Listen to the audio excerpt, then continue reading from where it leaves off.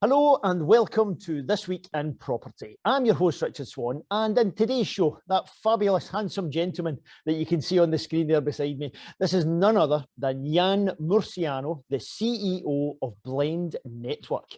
Good morning, Yann. How are you, sir? Hi, very good. You? Yes, fantastic. I'm looking forward to this. We're looking through the website, Blend Network, all the different avenues and angles that you're trying to bring to the market and serve a lot of different people in a lot of different ways. So I really want to tap in there and get your opinions, get your experiences, what you're thinking about the market in general, about Blend Network's place within it, funding, all sorts of stuff we're going to cover today. But first of all, the man Yann. It's not always been Blend Network. So what's the story of yourself? What's the whole kind of background that brought you up to this point of becoming and being the CEO of this company? Has it always been property, or have you had a different career in the past? Yeah, sure. No, I'll tell you a bit more about myself. So my background before I started Blend was banking. I was an investment banker. Right. I spent a few years in the US trading foreign exchange. And then I moved to London about 15 years ago. That's why I have a very good English accent now. Top notch. I thought the man's a Londoner. He's a Londoner born and bred. And so, yeah, I've been here 15 years. I spent over 10 years at Morgan Stanley. Whereas I was heading up a commodity trading team. I was the head of gold and silver trading, and also base metals, copper, aluminium. So very, very different. Yeah, very much, very much. And how did you find the States? Well, the markets and so on, working there? Was it an exciting time for you? Was it something? Why the shift? What stopped the States and started London for you, for example? Sure. So to be honest, it was it's different environment, very fast, very which I enjoyed.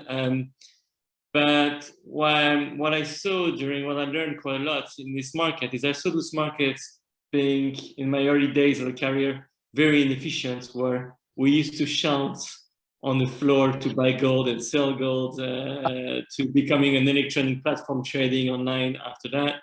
Right. And all my career has been about looking for investment opportunities. Right.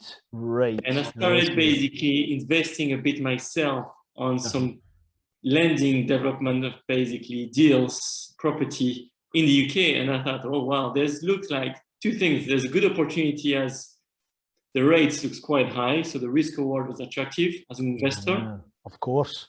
And second thing it was very interesting to see this very, very big market of property, but still very much like in the old days. It feels like it's still in the 80s. Nothing has much evolved. For a while, for decades now, and everyone's still doing it the same way as they used to. And that's why we thought there's a big opportunity. And I think what created the opportunity was, the high street banks clearly have left our market of lending to SME property developers. Yes. You have a lot of challenger banks and lending banks who I think are doing a good job, but the appetite to risk is very limited. Right. Okay. So do you think they have become, they've done a part of the puzzle? They have become a bit more innovative, a bit more efficient than the kind of mainstream banks, let's call them, but haven't then went far enough in your eyes? That risk appetite. Yeah. Is that how you view that whole area? Exactly. If there's a little bit more risk on the project, they won't price it higher. It's just outside of their appetite for risk, so they don't do it. So what you end up doing is you, as a developer, then you go to non-bank lenders. Yes. And this piece of the market, there's actually a lot of lenders, but it's a very fragmented market. It's a non-regulated market.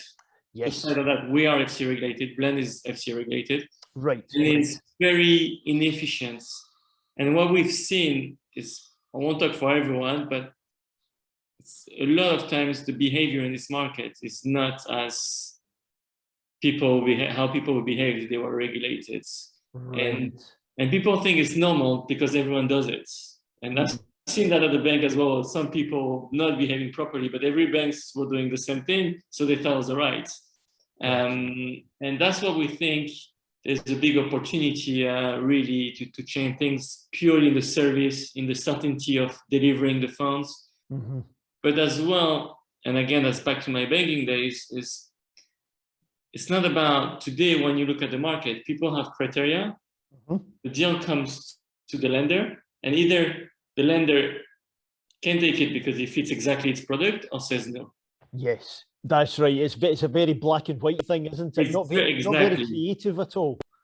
You tick the box or you don't, and you don't tick one box, you're outside of the appetite and it's finished. Whereas for us, we really look at deals where we try to understand the project makes sense, if the developer has enough experience to deliver on that project. Yeah. And then we try to find solutions. So we really try to structure every deals to always go really a step further to try, okay, it comes to us. It's not the standard deals, and a lot of deals are not, all the deals are different. It's about what can we do to make it work? And that's the big difference, I would say, between what we're trying to achieve and what we've seen in general in the markets.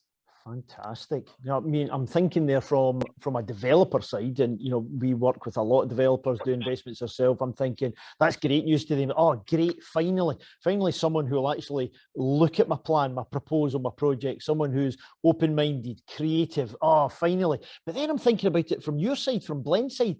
Does that then become a real challenge on your time, the effort and so on you have to put in? Because if we look back at these more, you know, kind of restrictive, you know, the challenger banks and stuff, that process of being able to just say black, white, yes, no, I suppose that allows them to tick along and do a numbers game. So do you find it a juggle at the moment with yourself, with your team, to try and give enough time to analyze a proposal and to try and think of it? How do you feel about that? Have you found your kind of pace, if you like? So I think, I mean, the way we analyze projects is, I mean, we have a very sophisticated team on the property, very experienced team on the property side, which Danny was running on underwriting. He was a property developer himself, so he understands the needs of where he's seen everything from the other side, and he has borrowed money in his career from other lenders, so we understand them well. I think the chance we have, and it's a big strength, is every lender would love to have the flexibility, because the more flexible you can do, the more wins you can deal. Yeah. But really, end of the day, is down to the capital you have. And if you have typical bridge and development finance lenders, like source of capital from one or two institutions, they will basically give you the criteria and you got to follow those criteria. So what we've built that is, we think, a more powerful tool is we have a lot of capital from family offices. Yes. That is sitting with us as well. Some of the capital is sitting directly with us. Yeah. And we're looking to deploy this family office capital. And this capital is much more, I would say, opportunistic. So in a way, flexible, and really flexible, because they're looking for, their appetite is much more flexible than if we had a bank funding line that says this is what you can do and that's all. So yeah, that's really been super helpful for us to find solutions to every deals we look at. That's fantastic. You've got the capital more on side. There's more of a control element there. It gives you a much better judgment, which is fantastic. You can pick and choose, really, and you can be more creative. It can give you that breathing space. And the whole funding and the raising of the funds that you went, you've been on an amazing journey. A lot of media attention around it as well. I know that at one point they were putting a cap on it at £10 million when all sorts of things were flooding in. Were you pleased with how it's went? Have you reached a position funding wise, capital wise, that you feel comfortable, or are you just super ambitious and no, Richard, that's just stage one. I've got another 11 stages in my mind. How do you view things capital wise? Yeah, so the announcement you saw in the press that was announced recently, this is to build up and scale up our operations, our business. Right. On the side, and this will be announced actually soon, we've raised as well capital for the funding of the debt, for funding the deals.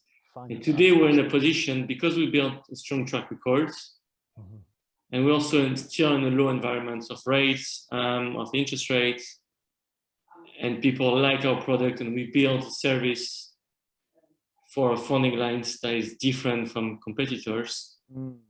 We have basically today much more capital than we're allowed to deploy.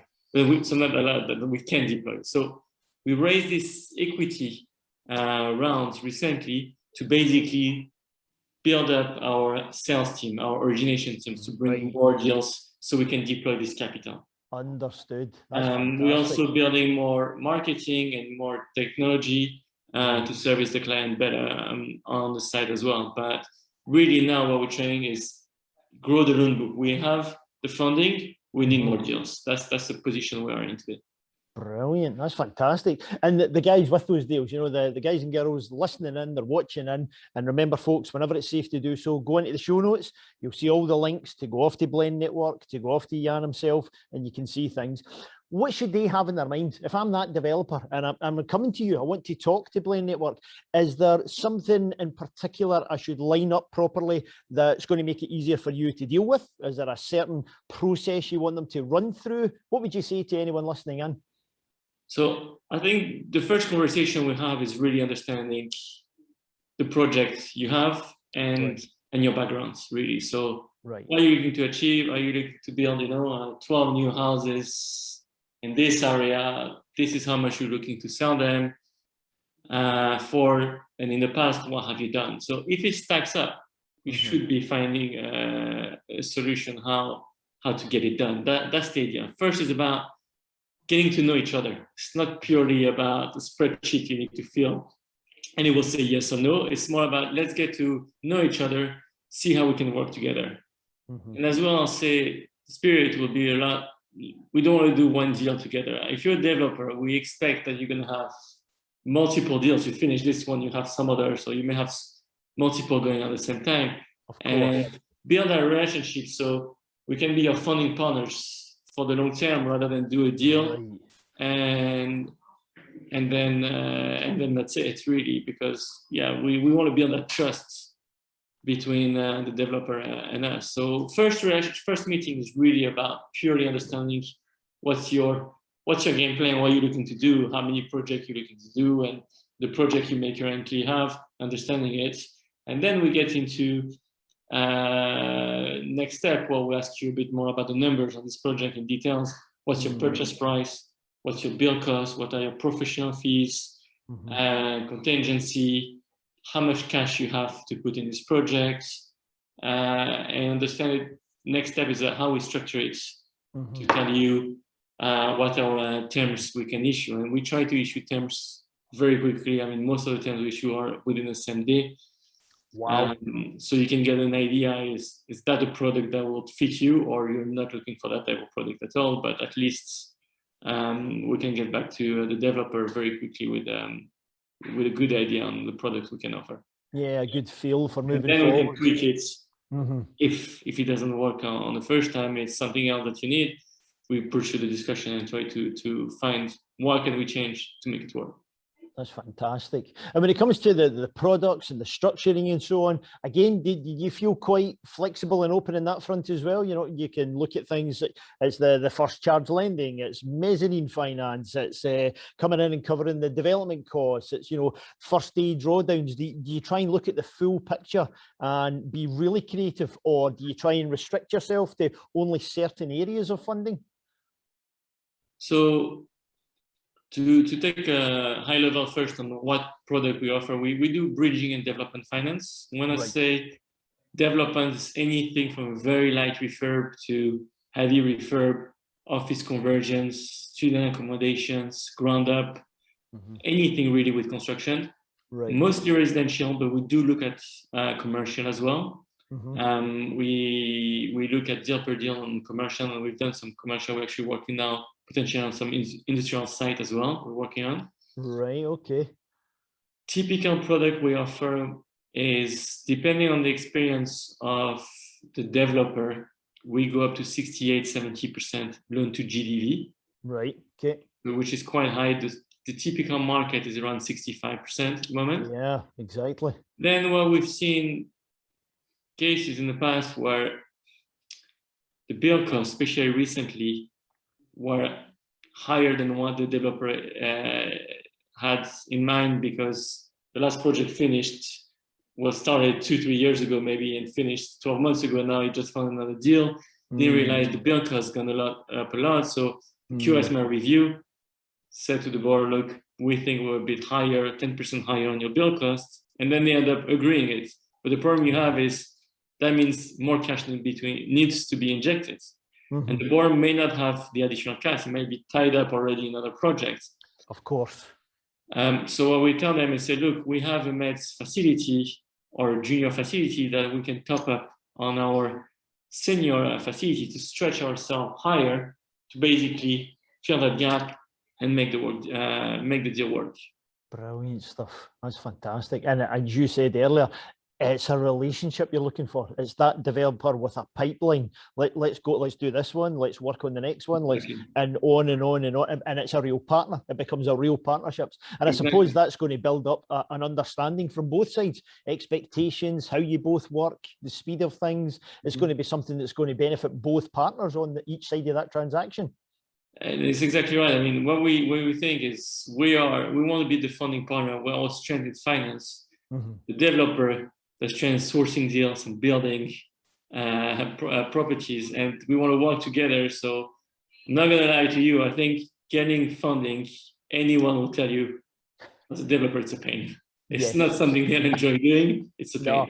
You have to jump through so many hoops. It seems to take forever. Can you put these documents in, and then you don't hear anything for a couple of weeks, and we need some more documents. Oh, for crying out loud! Exactly right. I mean, that's exactly right. And I'm not gonna tell you, yeah, with Blend you click a button and you get the money in 24 hours. That would be annoying. But what we try to do is make it easier, as easy as we can, really to work together to try and make it as easy as we can. So. That's the spirit, really. That's what we're trying to achieve. Yes, we still need to do due diligence. We don't believe a robot can tell you yes or no in 5 minutes, but we try to make the journey of the developer as easy as possible. That's what we're trying to achieve, and that's why we think this market has not changed much. Yes, exactly. For decades, is still like very painful, and not many people have been focusing on, I think, on the journey of the customer journey, which is how you work on the business. You look at the customer journey, and we're very, very focused on the customer journey, trying to make it better. That is very refreshing to hear. It really is. We touched on quite a few angles there of different projects types.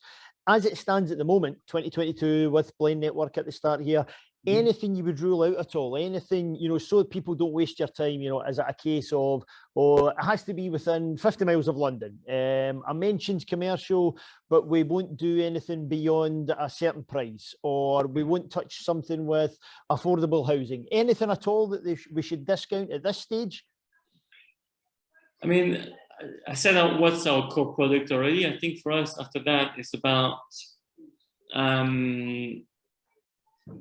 understanding what you're trying to achieve. So in terms of location, we've done the whole UK. We've done England, Wales, Scotland, Northern Ireland. So really, excellent. The whole UK.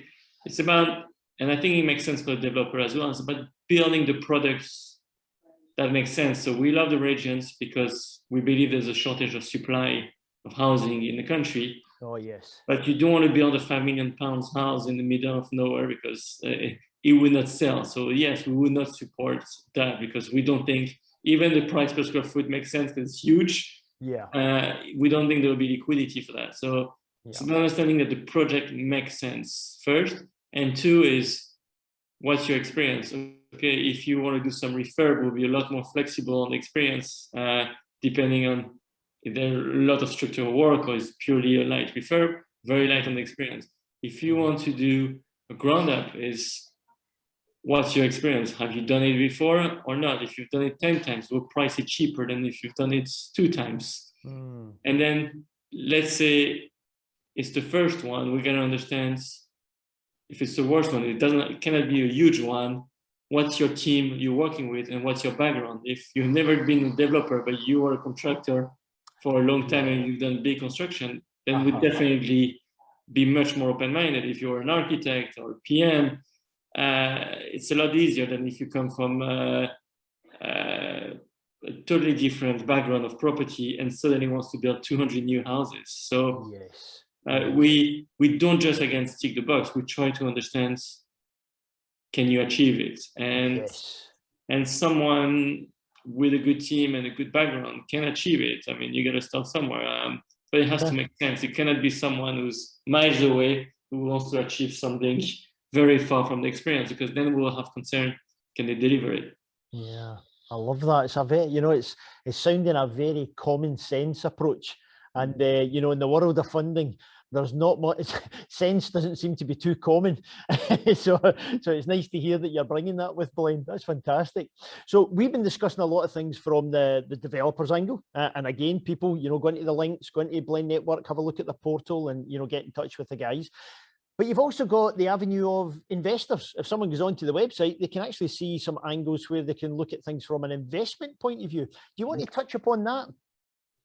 Yeah, sure. I mean, I'll be honest with you, on the investment side, we're actually about to rebrand, because when we started the business a few years ago, there was a lot coming from, the market's called peer-to-peer, so arranging debt through an exchange platform. Yeah. We never had a huge amount of retail investors. I mean, today our retail investors, restricted investors, represent less than 10% of our funding. Right. It's a lot of high net worth and ultra high net worth family office. And as we're doing bigger projects, we went that direction, because when we started, we were doing deals from £250,000 up to £1 million. Right. Then we went to 2 million, 3 million, 4 million, 5. Today, our core business is £1 million development facility up to £6 million. Right. And with the funding we have, and case per case, we even stretch that to £10 million. Mm-hmm. So people want to invest now through the platform. I think there was like 4 or 5 months waiting list to get in on the deal. Wow. So it shows you exactly what I was saying. We clearly have way more capital than we need at the moment, but that's what we're looking really is grow operation to deploy more. I love that. That's music to the ears of the developers out there. All the money's there. I need to take my deals to these guys. I need to get my proposals in front of them. That's fantastic. Now let's look at, if you look back, the whole kind of ups and downs of business life, etc. How has it been for you? What has been, would you think, if you look back now, the biggest challenge so far? What has been one of the biggest milestones or satisfactions for you if you look back in Blend Network? It's a good question. I mean, satisfactions clearly we're very proud of what we got very quickly with the loan book and the customer experience, where people have really positive feedback on us. So we've been very proud of that. Thanks to that, we've managed to raise these equity rounds with some very high profile partners now in the business, which are very big, and that's where we managed to get really the funding on the debt side as well, because of our track record. So we have a very slick operation. Mm-hmm. I will say on the challenges now, next is probably now we want to grow this loan book and we want to grow it fast. So it's about really building more partnerships with more introducers, brokers, and developers. Gotcha. Across the country. And initially we were all based in London when we actually deployed the capital all across the country. So it was it's probably a challenge to be in London and try to be everywhere as well at the same time. So we haven't announced yet, but the next step now is actually to open some satellite offices. And that's what we're doing with the equity money raised across the country. So we can access in an easier way to all those deals that all across the country. That's fantastic. No, that's going to be a great development. We're going to keep an eye out on that one as you evolve. And I mean, that's kind of leads into my next question, thinking about the future, because we just had a look back there, challenges, milestones. Mm-hmm. So you've touched upon one of those, that you want those satellite offices. Anything else? What does Yann have in his head in 5 years' time, 10 years? Is there any goals or milestones that you've set personally? Yeah, I think it's to make this market more efficient, really. It's to make, the real goal is how we can make the journey of developer again easier. Right. And make the market much more efficient than it is today. I mean, today coming from a non-property market, you come to this and it says, everyone has, you look at a lender, another lender, the terms are different. And you may see a lender at 8.5%, the other lender at 7.75%. And actually the 7.75% is more expensive than 8.5% if you read it between the lines. So it's very difficult. And that's only at the beginning of the process. Yeah. The market is not standardized. And I think one thing could be painful for lenders, but I think will harm the market is the lending market should become regulated. And that already put the standard of the market at a lot higher level, because then the way people behave will be monitored, and that makes a big difference. You can complain to the regulators if an FCA company doesn't behave properly. So honestly, there's a lot to do, and we'd love to be able to help driving this market into that direction. Now, that's really interesting. I want to pull on that thread because we're getting into your own personal thoughts, opinions, etc. on things. And I'm thinking about that because there you are, went through and jumped all these hoops to be FCA regulated with regards to, you know, the investment side and building equity and so on and so forth. And then you come to the actual funding side, the lending side, and you're looking around thinking, this needs tidied up. This needs controlled, regulated, cleaned, whatever you want to say. And there's a kind of, I suppose a lot of business owners would, you know, go back and forth with each other. Some of them think, yeah, I totally agree, but we should have, let's get laws and regulations and rules and clear things up. And a lot of business owners would push back on that and say, oh, wait a minute, government, they don't have a clue. Leave it to us, leave it to the business. So do you find yourself go back and forth between those scenarios and you're trying to think what the best ideal position would be to, you know, to sort out the sector?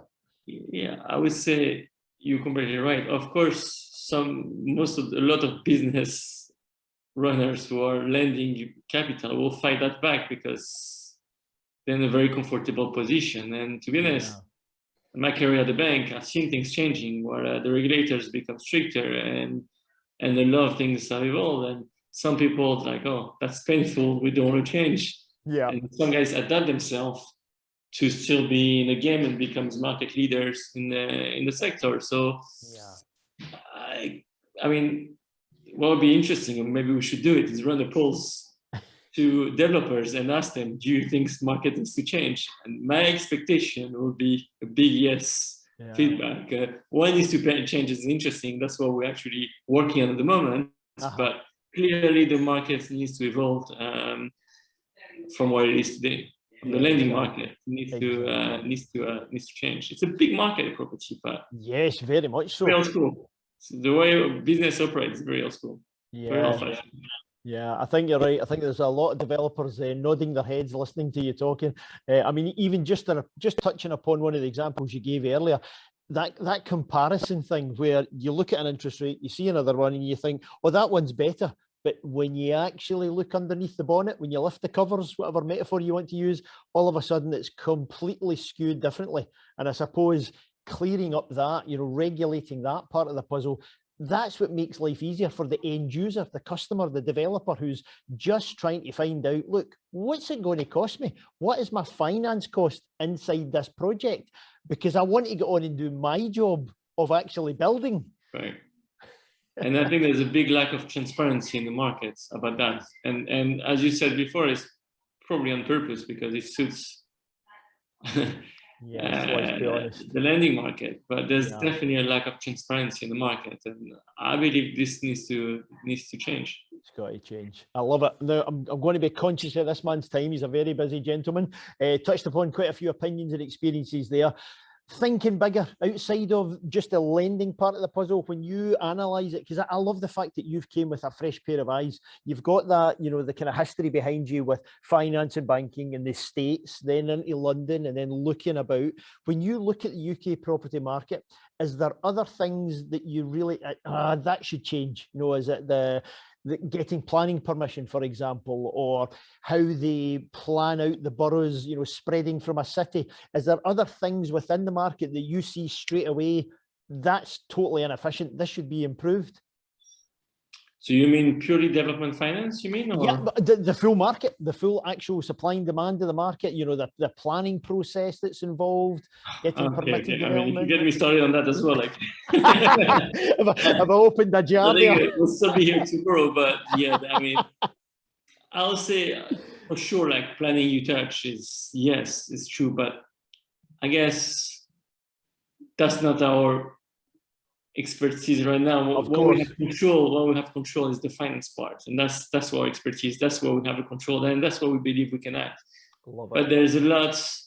Yeah, I mean, the list is pretty long, I would say. You've not enough time. I'm trying to focus on the piece of the puzzle that I believe we can improve. Yeah.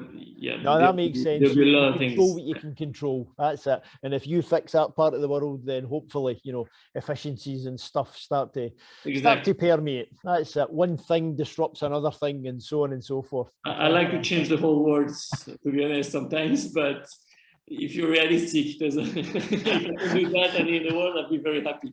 Very much. There is no magic wand. Oh, fantastic. And finally, Yann, a personal question for yourself, because you've got a fascinating background, a fascinating journey, all the things in the States. I can picture you, you know, waving the papers and shouting about the orders to sell and buy and all sorts of stuff. And then through your journey of building up Blend and trying to create everything, through your career, through your journey, what have you learned about yourself? What have you learned about your own character? It's very interesting. I think what I've learned probably is I like the challenge. With a bit of stress, you know, like a fast-paced thing. What I don't like is probably the opposite. I mean, when people send me an email, they want an information for us. I tell always the guys, including myself, we got to reply immediately, quick. It's not that impatient, but I don't like a business that can be done in a month, taking 3 months to do it, or sending a meeting that we can do in 20 minutes, spending an hour talking about the same thing. So yeah, it's about, and that's a challenge too, but it's doing business in that way really. So it's probably back to what I was saying in the beginning, it's looking for inefficiencies and making what we can more efficient all around my career. And I've seen it in the training days, and I'm seeing it today, and that's very exciting. That's what I find really exciting about, and especially in this business, because there's so much to do. Like, it's very exciting. Brilliant. Absolutely brilliant. It's great when a man can find that passion, that purpose, and he can get on with things, get some work done, and at the same time help a lot of people all around them as well. That's fantastic. Listen, Yann, for your time on the show today, for sharing your journey, for sharing what Blend Network can do, and you obviously will tell all the developers to get in touch, to hook into the links and get in touch with you at Blend Network. Thank you very much indeed for being on the show. Thank you very much. Thank you. Well, I hope you enjoyed today's show as much as I did. Remember, with the guests that you just saw, go into the show notes for the page, because all of their links are there so that you can get in touch and to get more information. And talking about getting more information, more guests, more insights, more knowledge, etc., make sure you're subscribed. Get the subscription done, get the notifications on, and then we'll always keep in touch with you every single time a brand new show is going to come out. So thanks for tuning to This Week in Property.